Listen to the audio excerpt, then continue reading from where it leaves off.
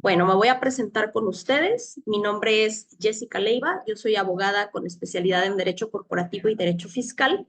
El Derecho Fiscal lo que estudia son los impuestos. Y bueno, dentro de mis estudios tengo una maestría en estudios fiscales, tengo un diplomado en tributación internacional. Y bueno, el día de hoy estoy aquí con ustedes, dado que hace poco, en este año, estuve buscando el comprar una casa y me di cuenta que muchas veces los propios dueños que quieren vender su casa no tienen idea de los aspectos mínimos legales que se requieren. Y también me pasó que algunos agentes inmobiliarios no tenían también muy clara la información. Y entonces, pues la verdad es que esto se convierte en una pérdida de tiempo y al final pues no se puede llegar a nada. Entonces, partiendo de ese punto, también en un grupo empresarial en el que estoy con Daniel, dije, bueno, pues vamos empezando por este lado de poder apoyar y poder aportar con nuestro granito de arena a ustedes que están interesados pues, en estos temas de este sector. Y bueno, el tema del día de hoy es los aspectos legales que debe de conocer como mínimo un agente inmobiliario o, insisto, alguien que simple y sencillamente quiere comprar o vender una propiedad. Y bueno, dentro de los puntos que vamos a tratar, mira, ya, ahora sí te escuchas, Alex. Ya está tu audio activado, ¿verdad, Alex? Alex Raigosa. Sí, gracias. Muy bien, porque hace ratito no se podía escuchar, pero entonces ya me apareces. Perfecto. Ok, entonces estábamos con los objetivos del día de hoy. Vamos a ver lo que son los requisitos legales de la venta de inmueble para uso habitacional. Los vamos a enfocar porque luego también si nos metemos a otros usos, comercial, industrial, etcétera, pues ya estamos hablando de temas mayores. Entonces, bueno, el habitacional sería como el que es un poco más simple. Vamos a ver los aspectos generales de crédito con lo que es Dani y posteriormente las generalidades del arrendamiento de inmueble, igual para uso habitacional. Y bueno, primero que nada, tenemos que tener una definición.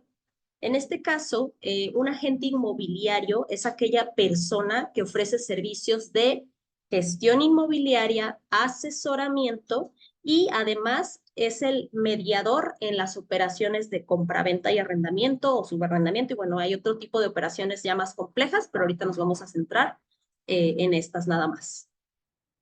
Dentro de las actividades, esto solamente es enunciativo, yo no me dedico a ser agente inmobiliario ni mucho menos, pero dentro de las actividades ustedes van a poder ubicar en donde ya se involucra el tema legal.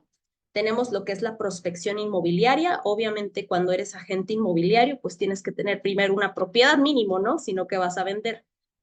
Posteriormente, debes de realizar una negociación con el vendedor o con el arrendador en su caso, pero para que tú lleves a cabo esta negociación, tienes que pues requerir cierta información de manera que tú sepas, que tengas la certeza de que el inmueble que vas a promover pues cumple con lo mínimo necesario.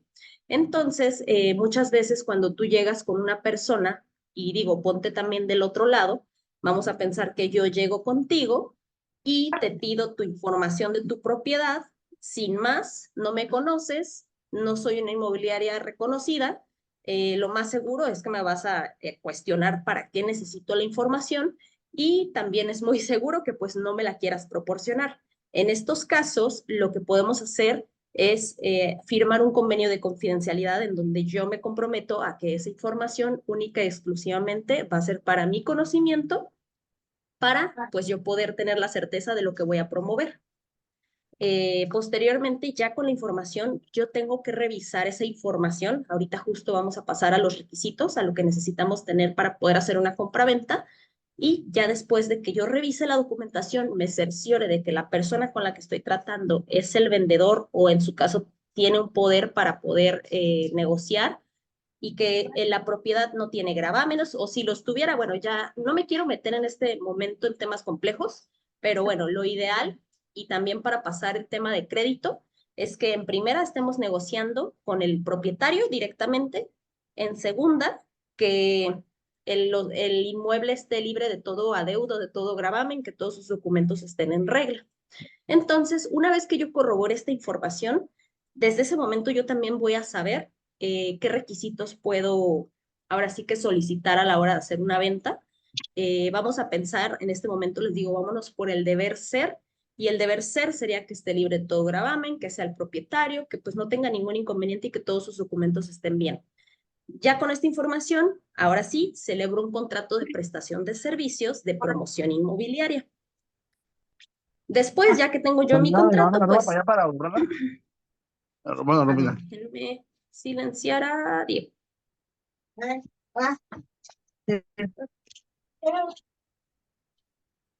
Ay, no sé, aquí está, listo. Ok, bueno, una vez que yo ya tengo mi contrato de promoción inmobiliaria, lo que voy a proceder es a la preparación del inmueble para las visitas, así como la documentación y video fotográfica para la promoción en diferentes plataformas. Pueden ser plataformas pagadas o puedo estar hablando desde Marketplace de Facebook, que es totalmente gratuito. Después vamos a realizar la publicación y promoción del inmueble, vamos a recibir y atender solicitudes de personas interesadas para dar su puntual seguimiento, incluyendo la programación y atención de las visitas físicas. Vamos a ayudar al comprador a buscar la financiación en el caso de que así sea, de que sea necesario. Y bueno, vamos a tener un apoyo con intermediación de la documentación para el crédito en el caso de que aplique y también para el tema de la escritura del inmueble. Esos son de manera general los puntos que cualquier agente inmobiliario realiza de manera muy, muy amplia, insisto, y de manera muy, muy general. Bueno, ahora sí vamos a pasar a los requisitos legales para que yo pueda vender un inmueble de uso habitacional. Es aquí en donde las personas que vinieron para saber, pues, cuáles son literal ya los requisitos. Ahora sí que la carnita de este tema, aquí es donde los vamos a ver y sí necesito que presten mucha atención.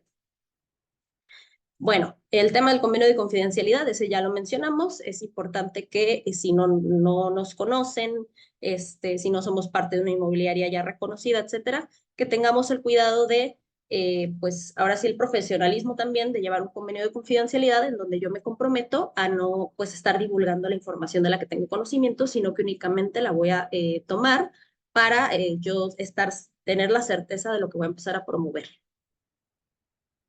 En cuanto a la documentación del inmueble, como les comentaba, es importante que contemos con ella. ¿Por qué? Porque es importante que revisemos y tengamos la certeza, insisto, de lo que vamos a promover. Desde un principio tenemos que saber el estado del inmueble, si el inmueble es sujeto a créditos o no, el uso de suelo, por ejemplo, y bueno, ciertos detalles que serían importantes para alguien que va a comprar un inmueble. Entonces, el primer requisito para ti, Jorge Cruz, que vas empezando, vas uniéndote. Aquí empezamos con los requisitos para la compraventa y el primero, y es uno de los más importantes, es el título de propiedad. Pero no nada más el título de propiedad, digo, para empezar, ¿qué es el título de propiedad? Pues es la escritura pública que te acredita, ya sea si tú eres el dueño, pues como el dueño, ¿no? Del inmueble. Pero este título no es nada más la escritura. Tienes que cerciorarte de que sea el primer testimonio, así se le llama.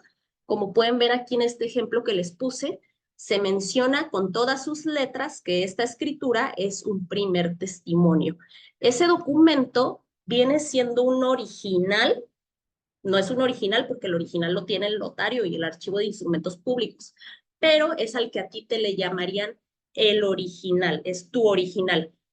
Si tú no tienes este documento, no te debes de preocupar tanto, pero sí un poco, porque el trámite de este documento puede llegar a tardar, dice la ley 2 meses, pero la realidad de las cosas es que se tarda pues hasta 6 meses. Entonces, si tú desde un principio cuentas con la información y te percatas de que la propiedad sí tiene su escritura, pero no tienen el primer testimonio, estás a tiempo de iniciar con este trámite para que entonces en el lapso en el que la propiedad se llegue a vender, pues tú ya tengas la documentación necesaria para poder hacer una escrituración. Y bueno, aquí les comentaba que en el caso de que no se cuente con el primer testimonio, también tenemos otra opción. Otra opción sería, Diego, ay, te muteé, Diego. Aquí me está preguntando si se cortó el audio, porque estaba tu micrófono activado. No sé si hice algo más. Creo que, a ver, Diego, confírmame si me escuchas. Bueno, igual y si no, ahí me... Ah, ok, perfecto. Gracias. Bueno, entonces les comentaba que el título de propiedad del primer testimonio lo pueden solicitar al Archivo de Instrumentos Públicos, que puede llegar a tardar este trámite, aunque en la ley dice que son 2 meses, la realidad es que hasta 6 meses nos lleva este trámite. Pero también tenemos la opción de que a lo mejor si la escritura no es muy vieja, llamar a la notaría, ahí en la escritura, la primera hoja dice que el notario hizo la escritura. Entonces podemos literal llamar a la notaría y decirles, oye, soy el propietario, perdí el primer testimonio, o a lo mejor y ni siquiera lo recogiste en su momento, ya se revisa y probablemente el notario de manera mucho más ágil te pueda realizar un segundo testimonio, o como te digo, a lo mejor a veces de verdad pasa que ni siquiera nunca recogieron el primer testimonio. Entonces, probablemente la notaría lo tenga y sea una forma más fácil de resolver. Entonces, bueno, cerramos con el primer requisito. Bueno, igual y aquí adelante, Jorge. Una pregunta. Si, por ejemplo, ¿cómo puedo saber yo si tengo el primer testimonio, por así decirlo, copia del primer testimonio, y a lo mejor existe un segundo testimonio? ¿Eso es posible? Sí puede existir un segundo testimonio, pero aquí, bueno, puedo aprovechar para romper algunas veces me han llegado a preguntar los clientes, oye, si yo entrego mi escritura pública a una financiera o a un prestamista en garantía, ¿quiere decir que ya está embargada mi propiedad o que esa persona tiene un derecho sobre mi propiedad? La respuesta es no, no tiene ningún derecho sobre tu propiedad, no está embargada tu propiedad. Para que puedan realizar cualquier movimiento, cualquier afectación a tu propiedad, es necesario que se realice una inscripción en el registro público. Esta inscripción en el registro público, casi el 100% de las veces tiene que ser a través de un notario público. Tú puedes hipotecar tu casa para solicitar un préstamo, o a lo mejor si debes dinero y no pagaste, ellos a través de un juicio pueden solicitar que te embarguen tu casa, dependiendo del monto, obviamente. Pero el solo hecho de que las escrituras estén por ahí, por doquier, no implica ninguna afectación. Sí, muchas gracias por la pregunta, Jorge. Y bueno, aprovechando aquí, tenía más o menos los pasos para el trámite de un segundo testimonio, pues quizá alguno de ustedes se encuentra en esa situación. Aquí pueden alcanzar a ver que la página de citas jalisco.gov.mx, tienes que hacer una cita para que en principio te puedan recibir la solicitud. La solicitud, pues básicamente va a llevar los datos de la escritura. Necesitas presentar la identificación oficial de la persona que presenta el trámite. Por ejemplo, si yo lo presento, mi identificación oficial. También la identificación oficial de la persona propietaria del inmueble y además copias certificadas de la escritura. Y bueno, en el caso de que no tengas copias de la escritura, también puedes ir al registro público de la propiedad a solicitar copias certificadas.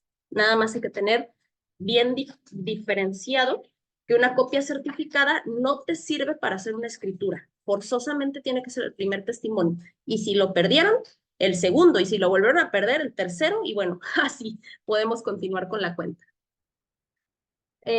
Continuando con los requisitos, ya estos son un poquito más sencillos. El predial pagado, el certificado de no adeudo de agua, en el caso de prácticamente todos los municipios, estamos hablando del CIAPA, en el municipio de Tlajumulco ellos tienen otro organismo de agua. Bueno, el recibo de CFE, aquí en Jalisco estamos hablando de que pues CFE gobierna, y la carta de no adeudo de cuotas condominales en el caso de que el inmueble esté en régimen en condominio. Ahora, en caso de que no se cuente ya sea con contrato de agua o contrato de luz activo, se deberá de conseguir una constancia de inexistencia de las cuentas, y si la propiedad está en régimen en condominio y no se cobran cuotas, también tenemos que conseguir una carta. Bien. El sexto requisito es la documentación tanto de los vendedores, de los compradores, y bueno, una reforma ahí por ahí del 2014 ahora nos permite desde la escritura de compraventa designar beneficiarios. Si tú compras un inmueble, tú puedes solicitarle al notario que ahí inscriban una cláusula quién es tu beneficiario.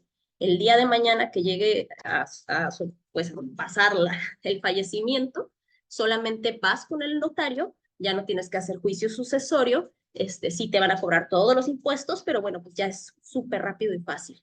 Nada más el notario solicita al registro público y al archivo de instrumentos que se le confirme que esta cláusula no fue revocada o que no existe un testamento posterior, y cuando ya esto se ha confirmado, se hace la escritura sin mayor problema. Puede tardar alrededor de 2 meses. Y dentro de la documentación que se entrega, la verdad es una documentación muy básica, tanto los vendedores compradores, tenemos que entregar la identificación oficial vigente, pues estamos hablando de la INE o un pasaporte, la CURP, el RFC, un comprobante de domicilio, y también tenemos que mencionar el estado civil y la ocupación. Otro de los requisitos es el certificado de libertad de gravamen. Este certificado se debe de tramitar con o sea, tiene que ser muy reciente. Entonces ya esto es literal cuando ya estés seguro de que vamos a ir a la escrituración, incluso ya estando con el notario entregándole los documentos. Y un avalúo catastral, que, ojo, el avalúo catastral no es lo mismo que el avalúo que utilizamos para, le llamamos avalúo comercial o incluso opinión de valor, para poder establecer el precio de venta o tener una referencia. No, el avalúo catastral es algo completamente diferente. Tanto el avalúo catastral como el certificado de libertad de gravamen, en las escrituras que hacen, o más bien en las cotizaciones que hacen los notarios, ya te incluyen esa gestión. Ya no es como que tú tengas que hacerlo, pero bueno, es importante mencionarlo. Y bueno, en cuanto al tema del pago, tenemos que tener en cuenta el tema de lavado de dinero. Solamente podemos realizar un pago en efectivo hasta por un monto de 832,000 pesos. Esto hasta 2023 se va actualizando. Y cualquier precio superior a esta suma se tendrá que hacer por cheque o transferencia bancaria. Adelante, Jorge. Oye, nada más para confirmar, por ejemplo, uno le puede dar, o bueno, hay quienes te dan la opinión de valor antes de la venta, pero ya cuando en el catastral, en el que hace el notario, pudiera variar y ahí cómo se le hace para la comercialización. El Sí, va a primer variar. Va a variar, pero el avalúo catastral, de hecho, no sé si les ha tocado por ahí ver en el predial que viene un precio que dice valor catastral. Ese valor única y exclusivamente es para el pago de impuestos, nada más. Es un valor muy, muy, muy objetivo, porque cuando tú haces un avalúo comercial, tú te fijas que en la zona, o sea, que tengo al lado, que tengo enfrente, la plusvalía, que si a lo mejor están haciendo la obra del tren aquí a un lado, todo eso se considera. En un avalúo catastral, básicamente, o sea, son súper simples y es como que, bueno, se ubica en esta colonia y ahí en esa colonia los valores son estos y punto. Pero siempre van a ser diferentes, el avalúo catastral siempre va a estar por debajo y ese nada más es para pagar impuestos, nada más, no tiene ningún otro efecto. Y bueno, entonces en cuanto al pago, Diego, adelante. Hola, ¿qué tal? Buenas tardes a todos. Buenas Oye, tardes. yo no sé si nos puedes ayudar con esto, pero hay un mito que yo he escuchado muchas veces, que el valor catastral, el valor comercial casi siempre va a oscilar como un 30% arriba del valor catastral. Digo, no sé con tu experiencia si es como, lo has escuchado o si está totalmente erróneo. Yo creo que no es como una regla, o sea, quizá podría ser coincidencia. Y sí, por ejemplo, cuando hacemos también las cotizaciones de las escrituras, es muy común que se escuche, más o menos es el 5% del valor de la operación. Y sí, o sea, sí se da. Bueno, Daniel, mira, tiene algo que aportar aquí. Adelante, Daniel. Sí, gracias, Jessica. Mira, a ese respecto, solo es un comentario, creo que ya de alguna manera lo dijeron ustedes, ¿no? O sea, no hay una regla escrita. Te pudiera decir que eso depende incluso hasta de los municipios. Los municipios tienen la capacidad de modificar el valor catastral de las propiedades. Te puedo dar un ejemplo muy certero y real. San Juan del Río en Querétaro elevó los valores catastrales aún más arriba de los valores comerciales. ¿Con qué intención? Con generar más impuestos hacia el gobierno municipal. Entonces, no es una regla escrita, pero sí debería de ser de alguna manera lógico que el valor catastral fuera más objetivo, como dice Jessica, de acuerdo al valor real de la propiedad, que es diferente al comercial, pero no hay una regla escrita. Así es. De Gracias. hecho, hablando también de reglas no escritas, de repente me ha sucedido que sí me preocupo, porque justo como tampoco hay una regla escrita, al final el tema del avalúo comercial y todo este tema de la inflación y los costos de pues construcción y que ahora ya todo es vertical, ha disparado pues de manera súper increíble los precios. Y de repente me he preguntado y he dicho, oye, o sea, creo que por el tema de que se trata, quizá debería de haber alguna política y alguna regulación en cuanto a ese tema de los precios, pero bueno, hasta el momento todavía no la tenemos. Ya a lo mejor por ahí podemos escuchar alguna reforma al respecto, pero sí, pues básicamente solo es coincidencia. Adelante, Diego. Jessica, otra pregunta, con respecto a la lámina que estás exponiendo que nos dice que hasta por un monto de 832,000 pesos, 513.50 centavos, ese es el valor de la transacción, por decirlo así. Es decir, no puedo yo jugar con esta cantidad y decir, ok, en transferencia solamente voy a hacer 600,000 y los otros 200 en efectivo. No sé si me doy a entender. Esto con la finalidad de que a lo mejor si vendemos una propiedad en un costo de a lo mejor 1,200,000, yo te compruebo hasta el tope de los 800 y tantos, en efectivo, y lo demás en transferencia bancaria. No sé si me doy a entender la pregunta. Sí lo puedes hacer así, Diego. Aquí la única prohibición es que el notario no te va a aceptar o no te va, sí, pues más bien no te va a aceptar que en la escritura se plasme que 832,000 pesos fueron pago en efectivo. Además, el notario está obligado a relacionar, en el caso de que hagas transferencias, o sea, a través de cheque, está obligado a relacionarlo en su escritura pública. Entonces, tú le tienes que comprobar cómo se pagó y no puedes utilizar más de 832,000 pesos, 513.50 en efectivo. También aquí me gustaría agregar y que tengan en cuenta que estas operaciones se les considera operaciones vulnerables, así les llama una ley que nace por ahí del 2018 que se llama ley antilavado, o bueno, más bien se conoce como ley antilavado.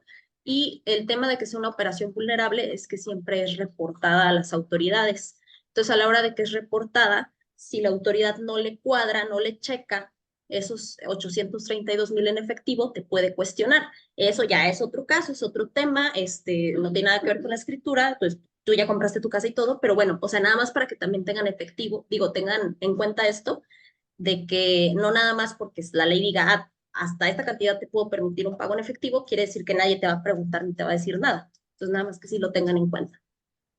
Y como Ok, les gracias. dije, pues, de nada, cada recibo se debe de presentar a la notaría. Ahora continuamos con consideraciones especiales, esto también es muy importante, el impuesto sobre la renta. El impuesto sobre la renta, cualquiera de nosotros lo paga por dinero que ganemos. Hay excepciones, muy pocas, pero sí hay excepciones. Y bueno, en el caso, de hecho, ahorita vamos a ver una excepción en este tema. En este caso, el vendedor puede tener una ganancia entre lo que compró la casa, entre lo que la vende, puede llegar a tener una ganancia. Y es importante que tengan en cuenta que cuando se trata de casa habitación, este impuesto lo puedes exentar siempre y cuando compruebes que la casa fue casa habitación, o sea, fue destinada para pues vivienda, se compruebe que es el domicilio de los vendedores y que los vendedores no hayan hecho uso de esta exención dentro de los últimos 3 años.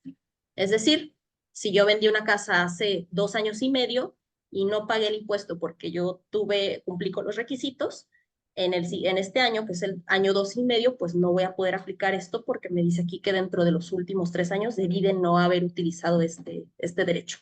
Y bueno, nada más para que lo tengan como dato. El notario les avisa, el notario les solicita la información y el notario se encarga de pues, hacer lo respectivo a este impuesto. También deben de tener en cuenta que si el comprador, el vendedor comparece por conducto de apoderado, se va a requerir el poder notarial para actos de dominio otorgado ante notario público en México o si es una persona extranjera ante el cónsul mexicano. Y bueno, en el caso de que el vendedor fuera extranjero, debe presentar permiso de la Secretaría de Relaciones Exteriores. Con este tema de los apoderados, la realidad de las cosas es que tengan muchísimo cuidado. Hay muchos fraudes que se llegan a cometer de esta manera. Entonces, cuando hablemos de apoderados, deben de verdad tener una razón muy lógica y sustentable. Y bueno, ya ustedes valorarán, pero sí son operaciones de mucho riesgo y ahorita Dani nos aclarará, pero tengo entendido que la mayoría de los bancos no aceptan trato con apoderados. No sé si estés por ahí, Dani, que lo puedas ampliar. Sí, es correcto. No lo hacen porque al final la certeza del banco siempre va a ser asegurar su pago, ¿no? Entonces, solo si son operaciones directas de compraventa, sí, pero si son créditos, no. Quizás una financiera, pero salvo excepciones complejas, pero no, al final con quien se busca tratar es directamente con el dueño y el interesado. Así es. Muy bien. Y bueno, continuando, pues bueno, adelante, Jorge. Una pregunta, la gente extranjera, cuando le dan el permiso a la Secretaría de Relaciones Exteriores, ¿revisan su estatus legal? O sea, Sí, ¿conocer? Nada sí. más que confirmo. Gracias. Ok, y bueno, pues ya podemos hacer después otro en donde hablamos sobre los bienes inmuebles que sí pueden adquirir de manera directa, con qué condiciones, etcétera, etcétera. Y bueno, ahora nos pasamos, ya cerramos todos los requisitos para hacer la escritura pública. Esta sesión está grabada, se va a subir a YouTube y después les haremos llegar la grabación para que ustedes puedan revisar con mucho gusto. Este material es para ustedes. Pero bueno, cámbiense el chip, adiós, bye, ya hicimos la escritura pública. Ahora nos pasamos al tema de contrato de promoción inmobiliaria, que ya lo había mencionado, que es parte también importante del tema de los agentes inmobiliarios. ¿Por qué? Porque pues al final de cuentas ustedes van a invertir sus recursos materiales, su tiempo y bueno, una serie de cosas, e incluso económicos, a lo mejor con la gasolina para trasladarse y mostrar al cliente, etcétera, etcétera. Entonces, pues es importante que aquel pacto al que hayan llegado con el dueño pues esté muy claro y de preferencia esté por escrito, porque pues ya saben, ¿no? Y luego también de repente si no tienes la exclusiva, el derecho exclusivo, luego a lo mejor llega el cliente y bueno, malas prácticas que se dan, falta de honestidad, eso ya también es otro tema, pero pues muy recomendable que ustedes tengan todo pues bien establecido y de preferencia por escrito.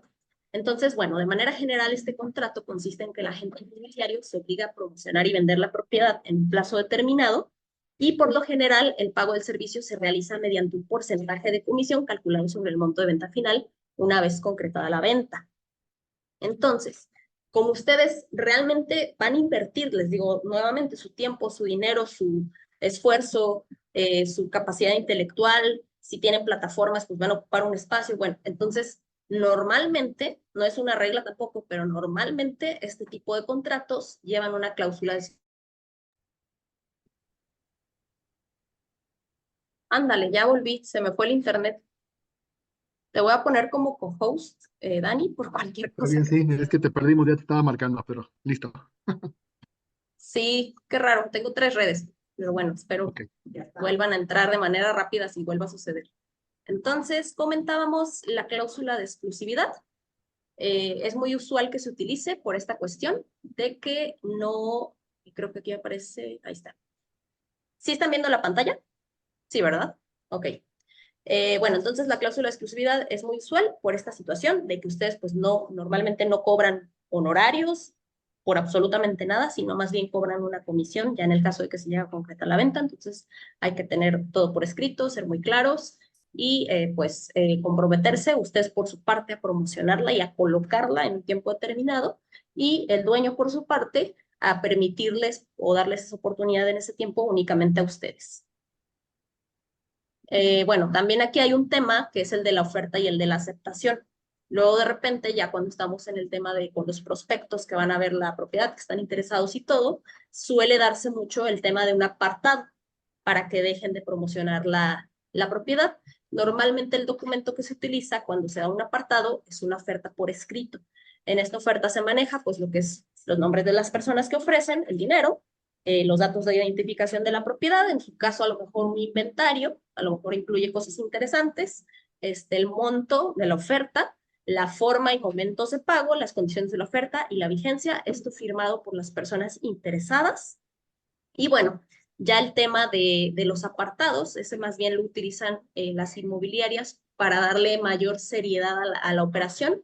Normalmente, ahora sí que tampoco hay una regla aquí, pero normalmente las inmobiliarias se lo quedan y ya posteriormente cuando se va a realizar o bueno, los resguardan, por decirlo así, Ya cuando se va a realizar la operación, ya se complementa pues, un enganche, se firma un contrato de promesa de compra-venta, que de hecho es el que vamos a platicar ahorita.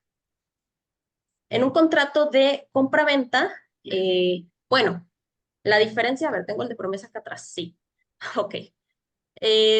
Muy rara vez se lleva a cabo la operación de manera directa desde la oferta hasta la compraventa. Esto sucede normalmente en operaciones de contado, que pues son las menos. Pero bueno, vamos a suponer, se hizo la oferta, se aceptó la oferta y en la oferta decía que se va a dar el apartado y que una vez aceptada la oferta nos vamos a escrituración. Entonces pues ya pasamos a la escrituración. La escritura es un contrato de compraventa que hace el notario, tal cual, es un contrato. Entonces, pues en la escritura viene lo que es el objeto del contrato, que pues es la compraventa, el precio de la operación, se señala que está libre de adeudos y gravámenes, incluso que en el caso de que surja algún adeudo o gravamen anterior a la fecha de la compra, pues tienen que hacer cargo los vendedores, se señala la conformidad expresa con la propiedad y con el precio, y también se habla de las obligaciones de impuestos. Entonces, bueno, ya dejando de lado el tema de operaciones de contado, nos pasamos a lo que podría ser una operación de crédito. La realidad de las cosas es que, pues, cuando tú adquieres una propiedad por medio de un crédito, el banco o una institución financiera tienen, la verdad, muy homologados los requisitos, te solicitan un avalúo por parte de peritos autorizados o de confianza de ellos. Entonces, una vez que te aceptan la oferta, se tiene que plasmar una fecha para que puedan hacer este avalúo, después le entregan la información, lo revisan, entonces puede llevar más tiempo.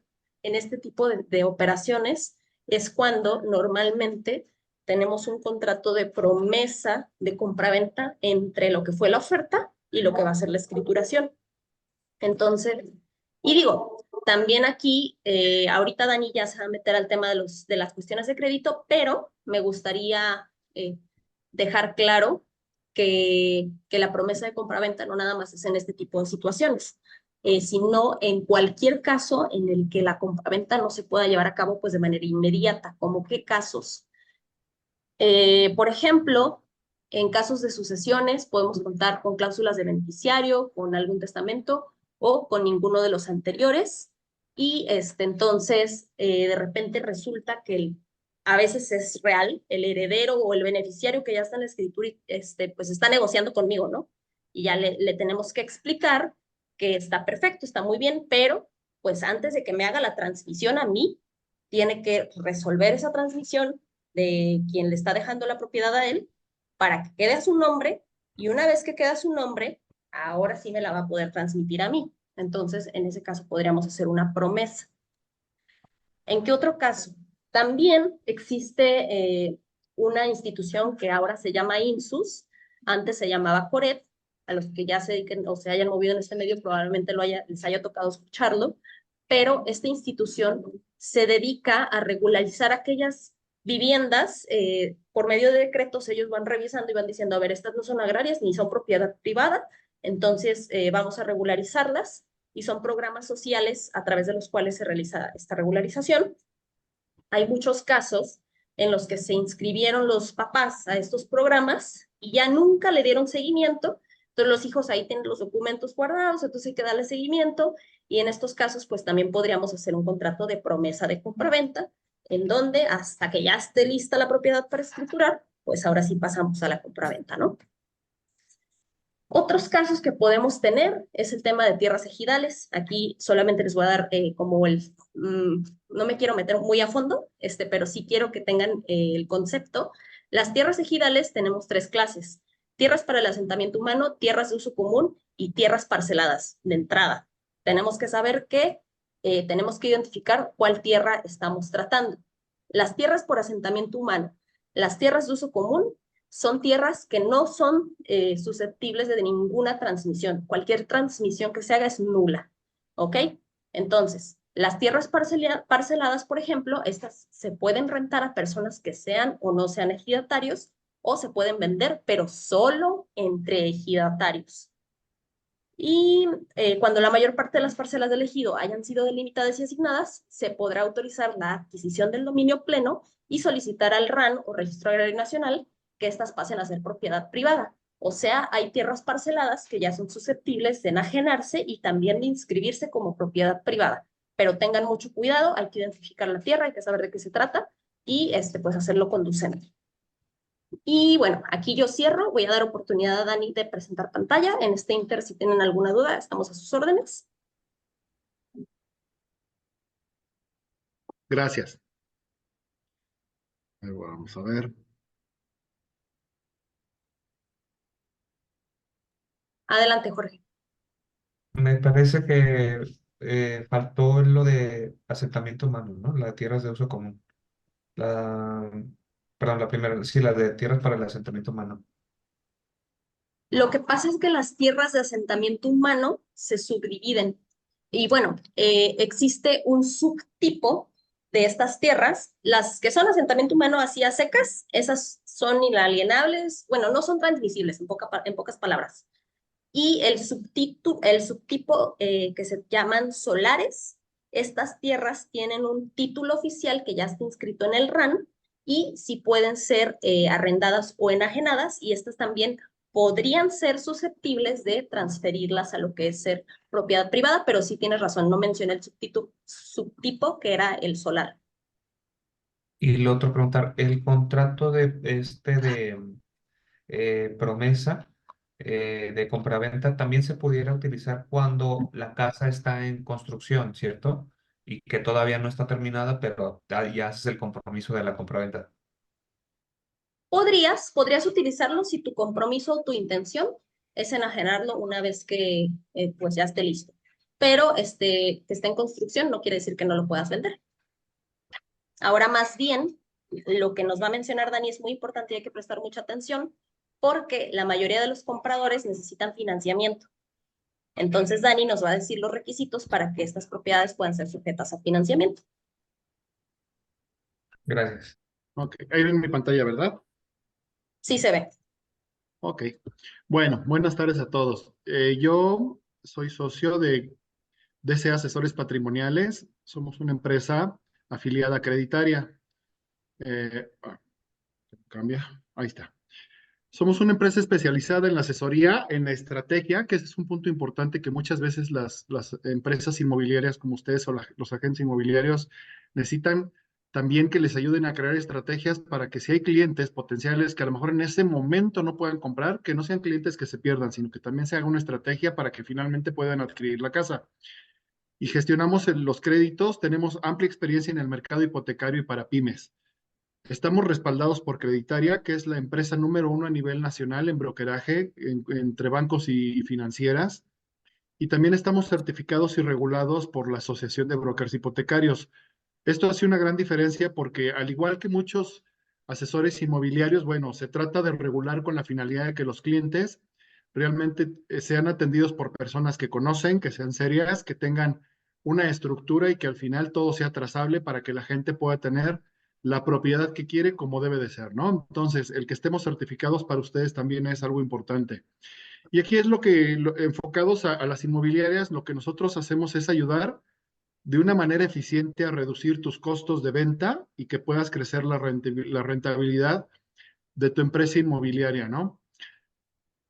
¿Por qué tenemos ventajas nosotros como brokers para apoyar a las empresas inmobiliarias? Somos especialistas en créditos hipotecarios. Te brindamos por esa certeza de estar asociados a nivel nacional, de darte seguridad y flexibilidad. Le ahorramos a tu cliente, que es una parte importante, le ahorramos a tu cliente el buscar el mejor crédito y todas las vueltas y la gestión a los bancos, ¿no? Es muy complicado para el cliente y para ustedes saber, bueno, cuál es el mejor banco, y muchas veces los bancos obviamente nos enseñan un gancho donde tratan de jalarnos hacia él, pero no necesariamente es la mejor oferta. Entonces, el poderte yo ofrecer cuál es la mejor opción analizando todos los bancos y financieras que existen de acuerdo a las características de tu cliente, le da la certeza de tener algo real y entonces a ti de hacer eficiente tu venta.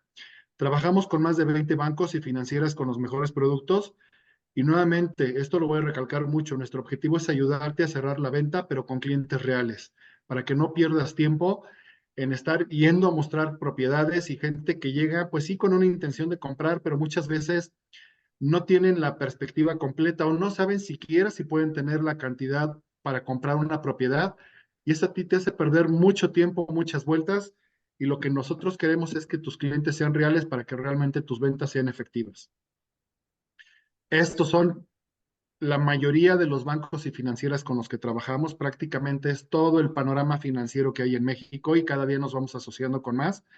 Entonces, ¿eso qué te permite? Que yo tenga a la vista todos los productos de manera profunda que maneja cada uno de estos bancos y financieras para asegurarte, encontrar para tu cliente que realmente pueda tener el dinero para que tú te puedas enfocar a lo que te gusta y a lo que, en lo que eres experto, ¿no? A encontrar la propiedad que se ajuste a esa realidad de tu cliente para que tu venta se cierre de manera efectiva. Entonces, lo que nosotros buscamos es garantizar la venta de tus inmuebles. Te ayudamos a enfocar tus esfuerzos en eso que realmente te importa, que sea vender de manera eficiente, que aumentes tu rentabilidad porque nuestros servicios no generan ningún costo ni para tu cliente ni para ti, por lo que el equipo de titulación que tú necesitarías para cerrar tus ventas, se elimina ese costo, ¿no? Y nuevamente quiero enfocar esto, ¿no? Que te ayudamos a que esos clientes pasen de prospectos o potenciales a clientes reales, ¿no? Que no te hagan invertir en tiempo, en dinero, en gasolina, en auto, y que realmente los clientes que tengas puedan ser clientes que se conviertan una vez encontrando la propiedad que ellos quieren. Para esto me gustaría decirte cuáles son los principales retos que nosotros encontramos que podemos ayudarte a solucionar, que dentro de algunos están ya cosas que te mencionó Jessica, y que abarcan todo este aspecto de la compraventa de una casa, ¿no? Y son aspectos importantes que nosotros te apoyamos a que tú no te enfoques en ellos porque nosotros los podemos ver y los debemos de cuidar para que la gestión realmente se dé de la mejor manera, o si no es el momento, le encontremos a tu cliente la estrategia para que tú no lo pierdas como potencial, pero ayudarle a que llegue el momento adecuado para comprar la propiedad que tú tienes para él, ¿no? Entonces, uno de esos retos es que la verdad es que la mayoría de las veces los clientes, antes de saber si pueden comprar una casa, van a buscar la casa y seguramente te va a sonar como agente inmobiliario que llegan y te dicen, quiero una casa de 2 millones de pesos o 3 millones de pesos, ¿no? Ok, y ahí estás tú buscando, los llevas, se las enseñas y resulta que no tienen esa cantidad para comprarla, no porque ellos no lo quieran, ellos creen que la pueden tener, pero no saben si pueden tener esa cantidad de dinero, ¿no? Entonces, esto te pega mucho en tu tiempo y en tus costos de venta. Entonces, lo ideal sería que primero el cliente sepa a cuánto crédito puede acceder y después vaya a buscar contigo la propiedad que puede. Entonces, para ello, seguramente tú ya utilizarás estrategias o te sugiero que le preguntes a tu cliente si ya tiene, de qué manera va a comprar, si tiene recursos propios o si va a comprar con algún crédito, ya sea con algún crédito bancario o si quiere utilizar su Infonavit o Cofinavit. Hay muchas figuras, pero si el cliente ya tiene una idea, si te dice que no, pero realmente tú le preguntas si va a comprar ya en ese momento o tiene la idea de comprar en algún momento, es algo que te puede dar la idea de dirigirlo quizás primero con un broker hipotecario para que le diga, ok, si ya va a comprar la casa, sí, nosotros le diremos que le ayudamos a buscar el crédito más adecuado, pero que va a tener un lapso de tiempo de 3 meses para ejercer ese crédito. Si no, la oferta se tiene que volver a solicitar y pudiera cambiar. Si el cliente nos dice que sí, ok, entonces ya vamos por buen camino, le ayudamos a buscar primero que pueda tener el dinero disponible y entonces sí, que tú ya sepas que en ese lapso de 3 meses es muy probable que pueda cerrar esa venta. Por eso creo que es ideal, primero que tengas clientes reales para que no te hagan llevarlos a propiedades que quizás no sean las adecuadas para ellos, ¿no? Otro de los retos es que el cliente no tiene su documentación vigente y son aspectos legales importantes que, como ya mencionaba Jessica, hay operaciones que se caen porque la INE del comprador o del vendedor no es vigente y los bancos y las notarías no van a aceptar documentos vencidos. Entonces, son detalles o la documentación de la propiedad no está bien definida, no es adecuada. O sea, son pequeños aspectos que en la documentación hay que revisarlos, no nada más de parte de quien vende, que ya es cuestión que te comentaba Jessica, sino también de quien compra muchas veces son cosas que no conocemos, no estamos obligados y por eso es padre que haya alguien que se especialice en ello y que te ayude, ¿no? Nadie estamos obligados a conocer los aspectos de todas las cosas que hacemos, pero por eso es importante asesorarnos, ¿no?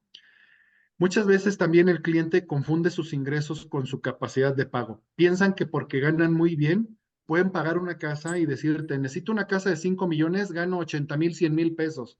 Ok, no ganas mal, ganas muy bien, pero también hay que revisar cuánto de eso que gana lo destina a pagar otras deudas, otros créditos que tiene, porque eso también puede limitar la cantidad que él pudiera pagar en un crédito para comprarte la propiedad, ¿no? Entonces, sí hay que encontrar una relación y un equilibrio en relación a lo que gano con lo que debo.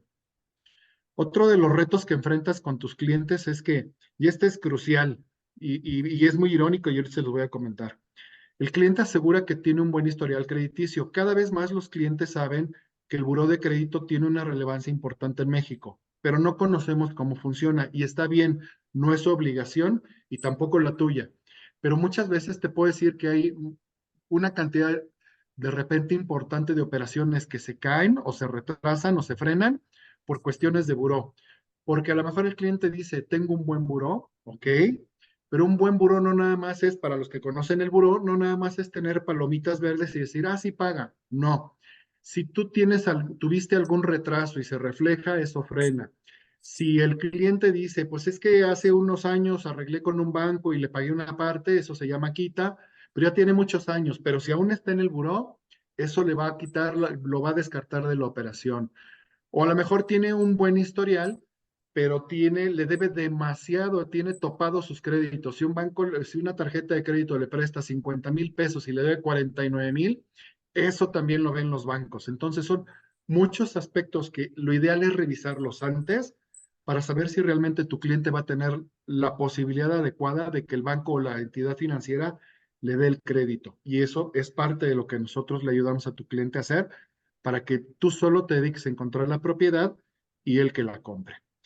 También el cliente a veces quiere adquirir o vender sin tener certeza de la situación legal de la propiedad. Esto ya lo tocó Jessica y esto también sucede en algunas ocasiones con clientes que conocen, es que me vende el vecino, un familiar, un amigo, le voy a comprar a él, pero resulta pues que como decía Jessica, ¿no? Ok, si hay un testamento, pero nos echó un juicio, entonces, pues hay que primero hacer el juicio, después escriturar para poder vender, o está intestada la propiedad, o de repente es la propiedad de tu mamá, pero tu mamá todavía está viva y entonces hay una figura que se llama usufructo y primero hay que atenderlo antes de que se pueda vender.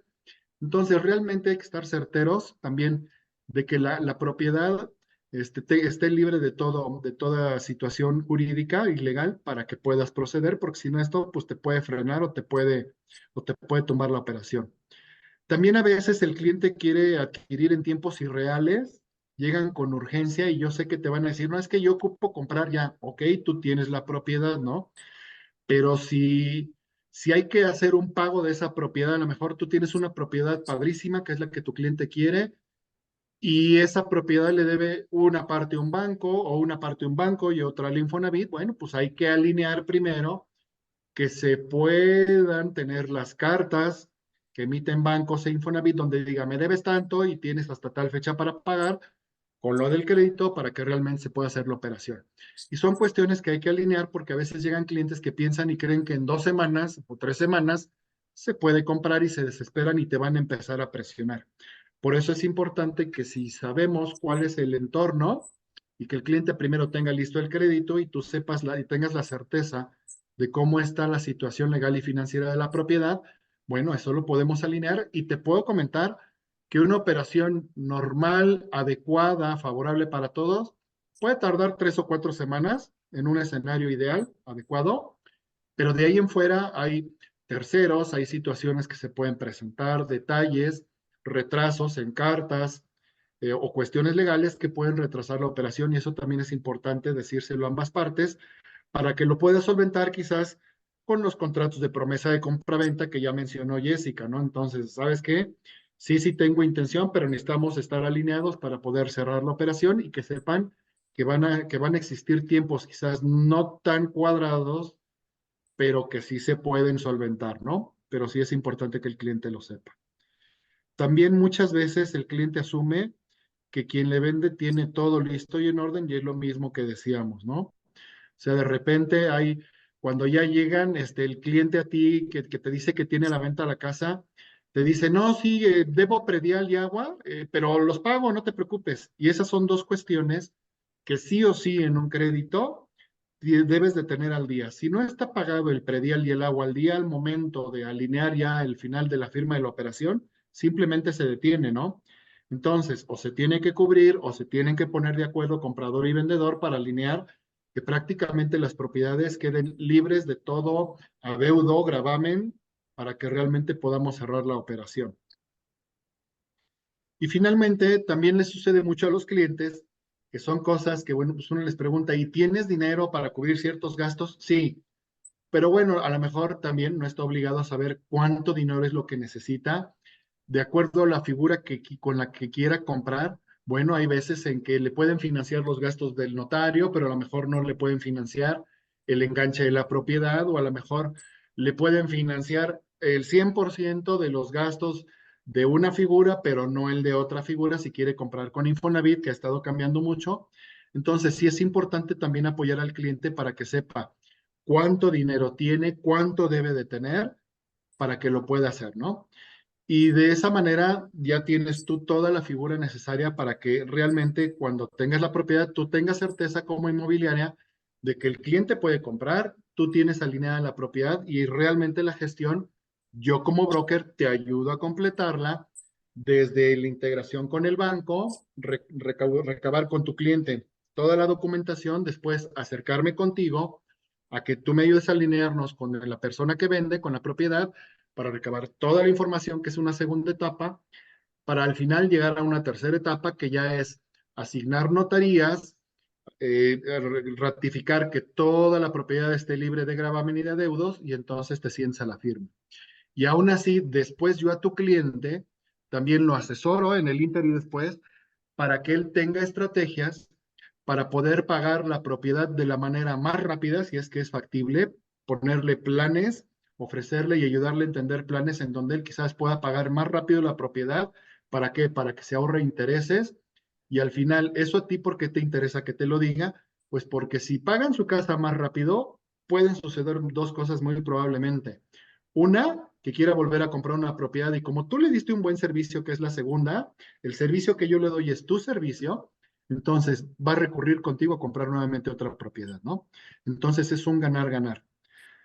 Y entonces, si tu cliente necesita una casa o departamento, si necesita un terreno o comprar un terreno y construir en el terreno, incluso si quiere mejorar su hipoteca, ese es un punto que les comento porque con varias inmobiliarias ya lo estamos trabajando. A ti te interesa que la gente compre casas. Si un cliente tuyo compra una casa y a ese cliente tuyo le ayudamos a que se cambie de banco y pague menos dinero y lo pague de una manera más rápida, vuelvo a lo anterior.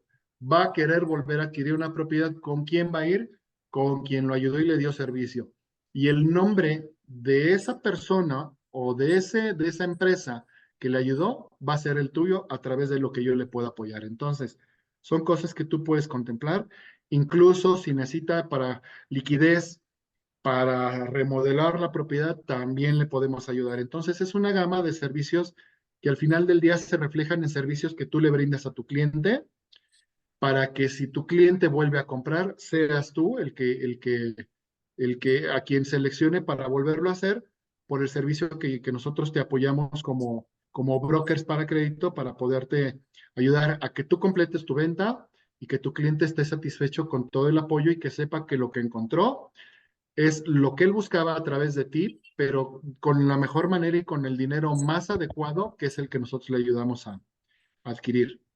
Entonces, si tú tienes alguna necesidad, si quieres que nosotros te apoyemos a hacer tu venta de manera eficiente, a que tus clientes sean reales, no dudes, aquí está mi teléfono, ahí está mi correo. Mi nombre es Daniel Domínguez y con mucho gusto te voy a apoyar en lo que tú necesites para que puedas vender de manera ágil y eficiente.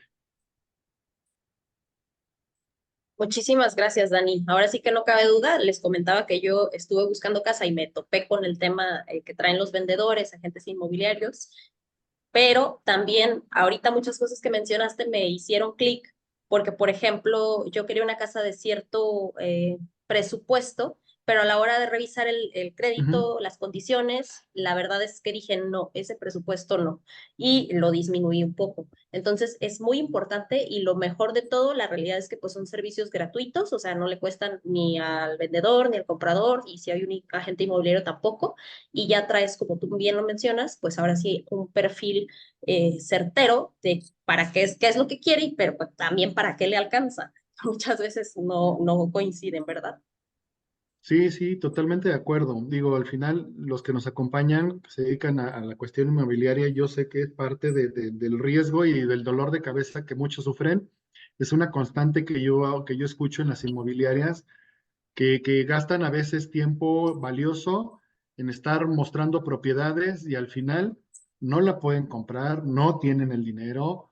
O también me voy para el otro lado, al apoyarse con la parte del brokeraje para los créditos, se encuentran los clientes que pueden comprar una casa más grande, que les guste más o en otra zona, y al final, pues eso es dinero también para ti como inmobiliaria, ¿no? O sea, en lugar de una comisión por 3 millones a una comisión por 5 millones, pues seguramente preferirás la de 5 millones, ¿no? Entonces, es un ganar-ganar para todos cuando encontramos la manera adecuada de ayudarle a la gente a definir a cuánto puede acceder y cuál es la manera más eficiente, ¿no? Y aquí entran muchas figuras que se pueden hacer para manejar también la cuestión de impuestos, de cómo comprarlo, claro, eso también incluye la estrategia que nosotros le ayudamos a armar al cliente para que validados también por un abogado, así como tú, Jessica, digas, ok, mira, sí, una parte en efectivo, otra parte en transferencia, otra parte en crédito, otra parte la podemos unir con Infonavit, sí, o sea, hay muchas figuras, claro, y eso es lo que hago yo, ¿no? Nosotros es lo que hacemos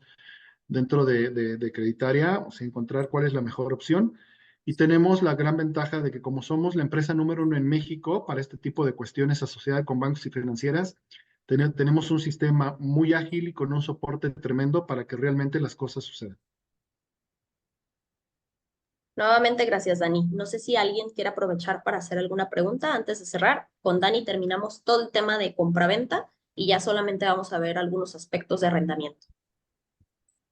¿Tienen participación aquí en Jalisco y en algunas otras entidades, Daniel?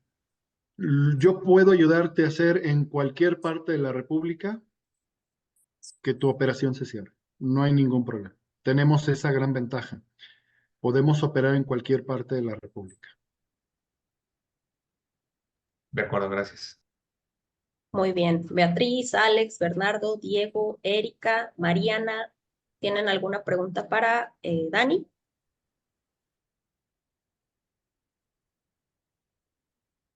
Yo no, todo De bien, muchas acuerdo. gracias. Muchas gracias, Mariana. Ok, de acuerdo. Entonces, Dani, igual y si puedes acompañarnos, estaría perfecto por si tuvieras algo más que agregar. Y Claro, pues muchísimas gracias por tu participación. no al Y pues contrario, estoy a sus continuamos. órdenes. Muy bien, continuamos con el tema de arrendamiento. Entonces,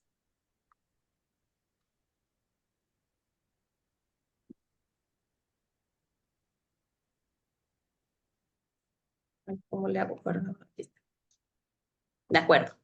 Como lo comenté al principio, para quienes no estuvieron, se los hago saber, nos estamos enfocando al uso habitacional porque el tema del uso, si fuera comercial, si fuera industrial o cualquier otro, todo cambia demasiado, pero bueno, el día de hoy estamos en un curso que podríamos decir es inicial, entonces, pues por eso nos enfocamos en el tema habitacional. Entonces pasamos al tema de arrendamiento de inmueble de uso habitacional. Bueno, dentro de las generalidades, de igual forma que en la compraventa, es necesario contar con la documentación del inmueble.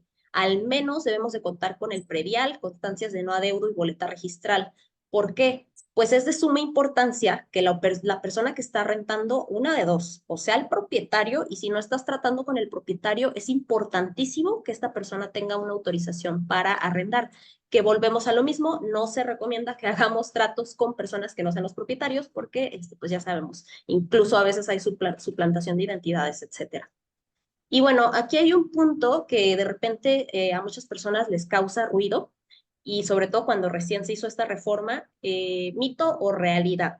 Si el arrendador no está dado de alta en el SAT, no va a poder cobrar sus rentas en el caso de que sea a través de una sentencia, o sea, no le pagaron esta persona demandó a quien no le pagó por, no sé, 6 meses, en lo que dura el juicio, no lo pudo sacar, lo que sea. Entonces, al final, ya que obtiene una sentencia favorable y cobra las rentas, las va a poder cobrar o no si no hizo sus declaraciones al SAT.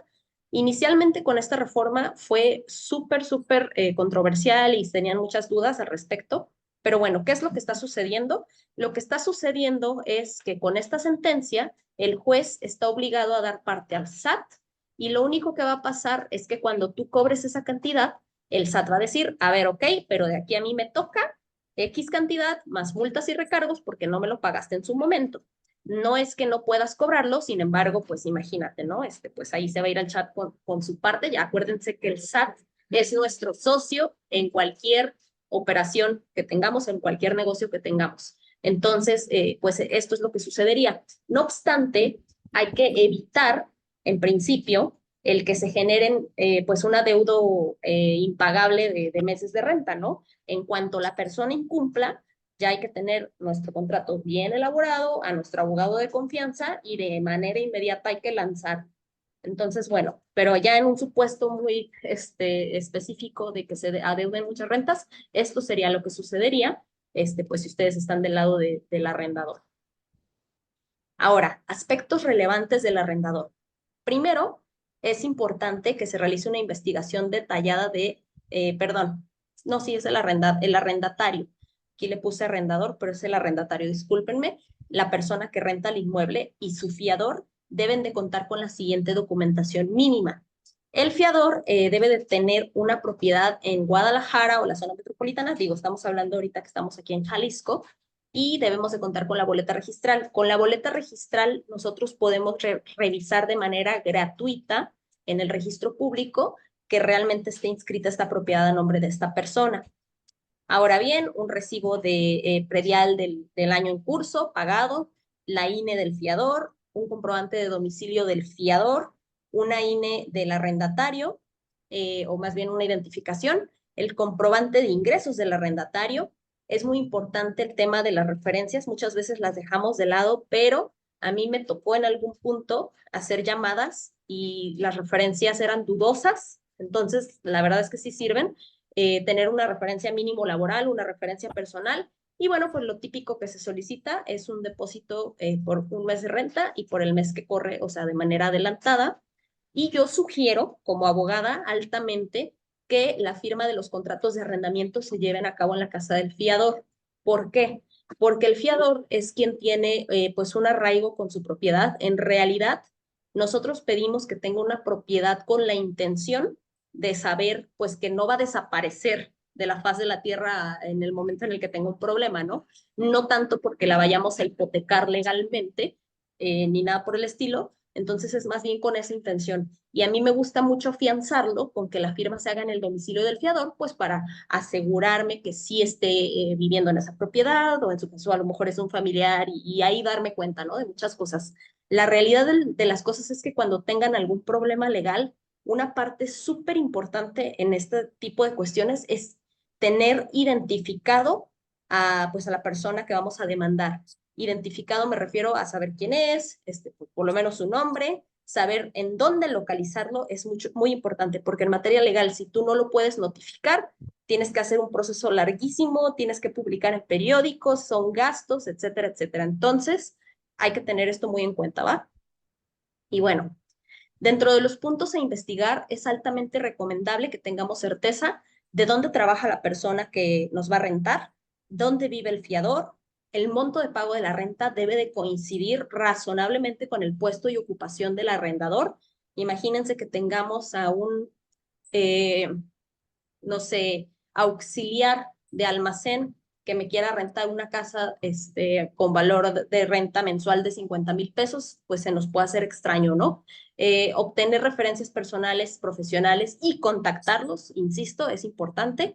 Y bueno, de ser posible, contar con testigos de parte del arrendador que firmen el contrato señalando un teléfono de contacto y un domicilio. Todo esto es porque la realidad de las cosas es que se ha vuelto pues de alto riesgo el tema de las rentas. Ya hemos escuchado bastantes casos, uno de ellos fue el tema del call center, las personas pues rentaron la propiedad, las personas que tenían esta propiedad ilegalmente la arrendan, la subarriendan, y bueno, sucede todo este tipo de situaciones que es muy difícil no darte cuenta si hubieras realizado pues una investigación previa, ¿no? Y bueno, dentro de las cláusulas generales de un contrato de arrendamiento tenemos pues lo que es el objetivo del contrato, que pues es arrendar la propiedad, es decir, darle el uso y el goce de la propiedad por un tiempo determinado. Se señala también el tema de la entrega de la posesión. Es súper importante que se señale el destino del inmueble, si en este caso va a ser casa-habitación, que ahí diga que va a ser para casa-habitación. También es muy importante que sí agreguemos, nosotros hablando del lado del arrendador, la cláusula de prohibición de subarrendar o traspasar el contrato, porque si nosotros la autorizáramos, pues entonces a ciegas le estamos dando el poder a esa persona de que pues consiga a alguien y él revise y a su criterio pueda derivarle el uso y goce a otra persona. Entonces, mejor la prohibimos, ponemos ahí que salvo pacto en contrario, y así esta persona quisiera hacer otro uso, bueno, pues que se ponga en contacto con el arrendador, ¿no? La vigencia del contrato es súper importante. En casa habitación no puede ser inferior a un año. También esto se lo señalo. Forma y plazo legal de pago de la renta mensual. Forma, si va a ser en efectivo, si lo va a transferir a una cuenta, etcétera, etcétera. Tenemos que hacer constar pues que se dejó un depósito. Esto siempre se deja con la intención de que si hay daños a la propiedad, se puedan reparar de este depósito. Renuncia de derecho al tanto es importante porque la ley prevé que en el caso de que tú le hayas arrendado la propiedad a alguien y tú quieras vender después, estás obligado legalmente a avisarle primero a esa persona. Entonces, desde los contratos de arrendamiento, ahí le ponemos la renuncia a este derecho y ya con eso, cuando queramos vender, pues no vamos a tener ningún problema. Adelante, Jorge. Lick, una pregunta. ¿Por qué en la casa habitación no puede ser menor a un año? Y entonces entiendo que los locales comerciales y bodegas comerciales sí puede ser cualquier periodo, ¿verdad? Así es. La razón, pues nuestro Código Civil, las leyes civiles tienen que velar por la protección del interés social. Entonces, no es como que, digo, el tema de habitar una vivienda no es cualquier cosa, el mudarte, el buscar, o sea, es estabilidad. Entonces, esa es la razón y la ley prohíbe, si tú prevés un plazo menor, entonces estás en contra de la ley y sería una cláusula nula. No quiere decir que el día de mañana la persona no puedan llegar a un convenio y entregar la casa. Eso no tiene nada que ver, ya sería un acuerdo mutuo, pero si en el contrato de casa-habitación no puedes prever esto. Ok, y Claro. pasamos a otras cláusulas. Otras cláusulas, pues hablamos del tema de los pagos de servicios. A veces, de repente, las propiedades están en régimen en condominio y tienen el pago de agua de manera común. Entonces, pues el arrendador, el propietario dice, yo pago el agua, tú pagas todo lo demás. O a veces ahí especificamos que pues todos los servicios sin excepción los paga pues la otra persona. Y lo que sí siempre va a estar a cargo del propietario es el pago del predial, porque el predial es por la propiedad. Entonces, no deja de ser propietario, nada más está cediendo el uso. También se habla del tema de las reparaciones y mantenimiento. Por lo regular aquí lo usual es que las reparaciones menores, es decir, que se rompió la chapa, que la llave del agua ya no funciona, está goteando, etcétera, cositas simples corren a cargo de la persona que está habitando la propiedad, pero si ya estamos hablando de algo estructural, por lo regular, pues lo asume la persona, el propietario. También se habla de la buena conducta, es importante. ¿Por qué es importante mencionar esto? Porque los contratos, además de ser persuasivos, al momento de que tú lo lees, dices, ah, bueno, esto sí, esto no puedo hacer, esto sí, esto no. Aparte de eso, también te va a servir para cuando tú quieras decirle, oye, dos vecinos me dijeron que eres bien ruidoso, bien enfadoso, que traes borrachos aquí afuera y que alteras el orden público. Es más, ya tengo un reporte de la policía. Entonces, para que tú tengas una razón en tu contrato para para poder terminar el contrato de manera anticipada, ¿no? Entonces sí es importante que lo mencionemos. También el tema de la prohibición de almacenar sustancias peligrosas o corrosivas, incluso ilícitas. El tema de la cláusula de extinción de dominio, también cuando sucedió esta reforma. Esta cláusula consiste, básicamente, se señala que el arrendamiento, bueno, primero se establece que el arrendatario tiene un trabajo lícito, que a lo mejor sí tiene una nómina, es asalariado, o a lo mejor él declaró ser comerciante, bueno, lo que haya sido, pero que tiene un trabajo lícito y que el origen de los recursos con los que le paga la renta al propietario es completamente legal. Por lo tanto, el contrato es de buena fe y, bueno, la obligación del arrendador o del propietario en el caso de que suceda cualquier delito o alguna situación dentro de la propiedad, su única obligación es avisar de manera inmediata a las autoridades. Esa es la obligación que tienen, de eso se trata esta cláusula. Y bueno, ya si hablamos de temas muy fuertes, la propiedad puede quedar, pues ahora sí que asegurada por la fiscalía. En este caso tendría que hacerse responsable el arrendatario del pago de rentas por ese periodo, pero bueno, nosotros vamos a pensar que esto casi no sucede y que no nos va a suceder, pero bueno, sí es importante que lo tengamos también previsto en el contrato, ¿no? Responsabilidades por daños, también lamentablemente ha habido explosiones o situaciones por el estilo, o a veces ha habido casos en los que un carro viene manejando y se estampa en la propiedad, entonces también precisar en esos casos cómo se va a manejar la responsabilidad. En cuanto a las cláusulas que corresponden o son relativas al fiador, es primero la aceptación de todas las obligaciones. El fiador va a responder por todas las obligaciones que ya hablamos anteriormente, que son del arrendatario. Tiene que poner una garantía. Como les dije, normalmente se maneja en el contrato como de que, la propiedad de número tal, etcétera, etcétera. Pero para que esto pueda tener un efecto legal como tal, con fuerza legal, tenemos que inscribirlo en el registro público y hacerlo a través de notario, cosa que no costea en la mayoría de los casos. Entonces, más que nada es persuasivo y es con la intención de que pues nosotros tengamos la certeza de que el fiador tiene un arraigo, un cierto arraigo, no va a desaparecer porque a la persona que le estamos rentando no tiene un arraigo como tal, a lo mejor sí tiene un trabajo, pero pues el trabajo lo puedes cambiar. Entonces es por eso que el fiador nos sirve muchísimo en el tema de los arrendamientos. Adelante, Jorge. Una pregunta, digo, no sé si eso entre dentro de de la exposición, pero en la parte de responsabilidades por daño, ahí es donde entra también una póliza de seguro, ¿no?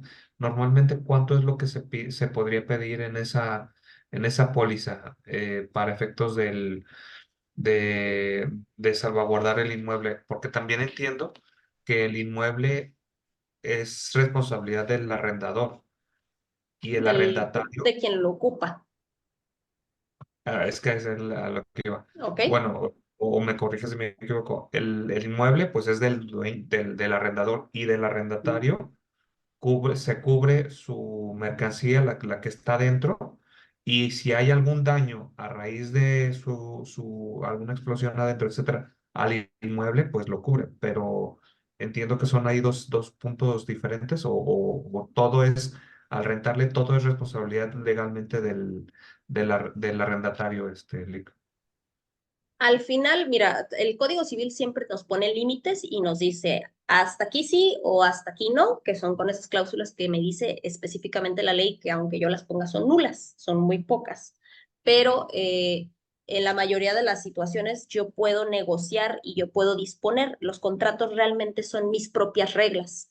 En el caso de las responsabilidades, el tema, como bien lo mencionaste, la propiedad sí es del propietario, pero obviamente quien está dándole un uso tiene la responsabilidad pues de revisar, o sea, si tiene alguna fuga de gas, por ejemplo, o ciertas situaciones, entonces la responsabilidad al final podría, o sea, si no se identifica si el origen fue por una negligencia, a lo mejor de la persona que lo está habitando, o si fue por una falla estructural, ahí es en donde podríamos hablar de la responsabilidad, a quién recae. En cuanto a la póliza, pues como te dije, tú lo puedes negociar en tu contrato. Aquí sí depende del lado del que te encuentres. Tú vas a decir, va a ser responsabilidad del pago de la póliza del arrendador o del arrendatario. Lo que sí, pues bueno, la póliza o el monto de la póliza, eso va a depender pues de la propiedad, del monto, del costo de la propiedad. Va a ir en función de. Muy bien. Gracias. Y bueno, también, como se mencionó, es contrato para uso habitacional en este caso y se prohíbe el tener materiales corrosivos, y bueno, entonces no debería de suceder este tipo de situaciones. Ahora, este punto de aquí es bastante importante. Renuncia a los beneficios de orden, ejecución y división. Si tú no pones esta renuncia en las cláusulas del fiador, lo que va a suceder legalmente es que a la hora de que tú tengas que presentar un juicio, tienes que primero reclamarle al arrendatario y bueno, una vez que tengas una respuesta no favorable con el arrendatario, ahí ya te podrías pasar a reclamarle al fiador.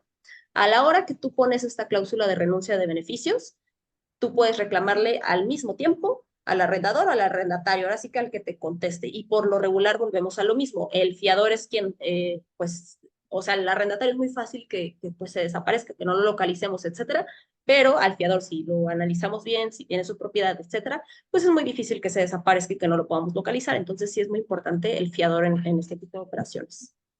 Y otras cláusulas, ya para finalizar, es las causas y procedimiento de rescisión del contrato. La rescisión, diferente a la terminación, es en razón de que la rescisión es por un incumplimiento. Se da un incumplimiento, es igual a una rescisión. Y una terminación anticipada puede ser por la voluntad de las partes o por una causa ajena.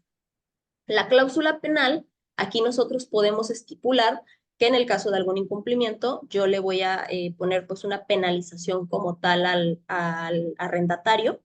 Sin embargo, hay que tener cuidado porque, como volvemos al tema de que las leyes civiles tienen ahí ciertas reglas, de repente si yo no sé manejar bien esta cláusula, a la hora de irme a un juicio, me dice la ley, si tú pusiste una cláusula penal que no cumple con X, Y características, nada más puedes reclamar la cláusula penal y no a lo mejor daños y perjuicios.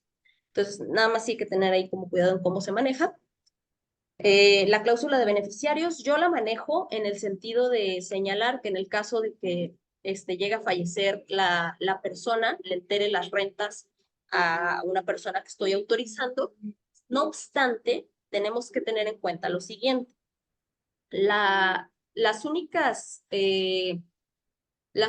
materias o las únicas opciones reguladas en las que yo puedo establecer beneficiarios son dos. En contratos ante instituciones de crédito, está previsto en la ley de instituciones de crédito, y en las escrituras públicas de compraventa. Solo en estos dos casos está previsto, bueno, no, de hecho también en tema laboral, pero bueno, hablando de acá como en este lado, en estos dos casos está previsto que yo puedo designar un beneficiario y que va a ser totalmente legal y que va a ser totalmente válido. Fuera de ahí, no. La única manera es a través de llevar a cabo un juicio testamentario, o sea, ya cuando de plano pues me declaren heredero, etcétera, etcétera, etcétera. En los casos que yo estoy del lado del arrendador, manejo esta cláusula porque es a mi conveniencia. Pero si estás del otro lado, no dejes que te la maneje. ¿Ok? Porque bueno, ya si le estás pagando al que designaron ahí de beneficiario, al rato llega el legítimo heredero, pues entonces él no te va a reconocer esos pagos. Pago de gastos de cobranza, sean judiciales o extrajudiciales, también se suele prever en los contratos. Y pues hasta aquí damos por finalizado este curso. Ya, bueno, no sé si tengan alguna pregunta antes de dar información general. No, gracias. Muy bien. A ver, vamos a preguntar aquí. Beatriz, Alex, Diego, Erika, Mariana, ¿no tienen ninguna pregunta? No, todo bien. Excelente. Bueno, muy Todo bien. perfecto, Yo, gracias. gracias. Yo al inicio me presenté, mi nombre es Jessica Leiva, soy especialista en Derecho Corporativo y Fiscal. Sin embargo, les hago saber que yo soy parte del despacho Estratega al Servicios Legales. Justo nosotros nos ubicamos, aquí atrás de mí tengo el registro público de la propiedad. A ver, déjenme paso para acá. Esta es mi oficina y aquí tenemos al registro público de la propiedad y justo en esta área tenemos al archivo de instrumentos públicos y bueno, una serie de dependencias. Entonces, yo me pongo a sus órdenes, ahí tienen mi información de contacto. De todas formas, esta sesión está grabada y se les va a hacer llegar para que también la puedan consultar con posterioridad. Cualquier información que necesiten del registro público, como les mencionaba, pueden ustedes con su boleta registral consultar la información en el registro público de quiénes son los propietarios, el historial de la propiedad, revisar que todo esté en orden, o que se ocupan que copia de una escritura, que el típico primer testimonio, etcétera. Nosotros tenemos bastante agilidad con ese tipo de trámites, pues por nuestra ubicación privilegiada. Les presento rápidamente los servicios que manejamos. Entre ellos tenemos derecho administrativo. Por ahí si tienen alguna propiedad que les haya generado algún problema con alguna multa, clausura, ya ven que luego están remodelando, están haciendo una ampliación de medio metro y ya los están clausurando. Entonces ahí pueden recurrir a nosotros. Y en el tema de derecho familiar, por ejemplo, las sucesiones, Si llegaron con una persona que tiene una propiedad que le dice, ah, pues es que está a nombre de mi abuelita, pero luego, bueno, hay toda la historia, nosotros les podemos apoyar con regularizar todos sus documentos. Y bueno, tenemos otros servicios. También señalarles nuestros contratos, porque luego de repente ustedes se asustan, ¿no? De decir, ay, ¿cómo voy a tener un abogado? Pues es muy caro, etcétera, etcétera. Este es un ejemplo de cómo nosotros manejamos la mayoría de nuestros contratos o los contratos que podríamos decir son recurrentes. Nosotros manejamos una carátula en donde lo único que tú vas a llenar es esta información que tienes al principio y todas las cláusulas van a estar fijas en la parte final y bueno, ya si hubiera alguna actualización te lo haríamos saber para poderte modificar pues tus cláusulas, ¿no? Tu clausulado. Obviamente, las cláusulas van de acuerdo a cómo tú trabajas, si bien es muy parecido, pues tienes diversas formas de hacerlo, a lo mejor lo haces en otro orden, etcétera, entonces se personaliza al 100%. Y bueno, pues hacerles saber que a todas las personas que están inscritas en este curso tienen un precio especial por si lo llegan a requerir. Aquí les dejo la tablita, si se fijan tienen un descuento del 30% en cualquiera de este tipo de documentos o del 40% en la compra de 3 o más documentos. Pueden hacer su paquete y ya tener pues sus carátulas listas y estar seguros con la seguridad jurídica pues de que sus operaciones van a tener un respaldo legal. Obviamente, si llegan a tener algún problema, volvemos a lo mismo. Nosotros cuando hacemos una operación, nadie buscamos o estamos firmando un contrato con la intención de incumplirlo, pero si esto llega a suceder, van a tener la certeza de que lo hizo un despacho de abogados y que el despacho de abogados pues va a poderles dar una solución si ustedes utilizaron este documento, ¿no? Y pues bueno, espero les haya sido de utilidad. Insisto que este material es para ustedes. Yo creo que la semana que entra va a estar cargado este video, esta grabación a YouTube, para que la puedan reproducir las veces que sea necesario. Y pues aquí están mis datos. Bueno, estos no son mis datos de contacto, son los datos del despacho, pero ahí pueden pedir mi información de mí, Jessica Leiva. Y con mucho gusto, de verdad, tengan la libertad de escribirme y preguntarme cualquier duda que tengan en cualquier operación y la idea de nosotros siempre es sumar, siempre es que ustedes puedan hacer negocio, porque si ustedes hacen negocio, nosotros también hacemos negocio. Y pues muchas gracias. Muchas gracias, Tilly. Muy interesante. Felicidades. Gracias por la información. Gracias. Muchas gracias, Jessica. Gracias. Buena tarde, hasta luego. Hasta luego.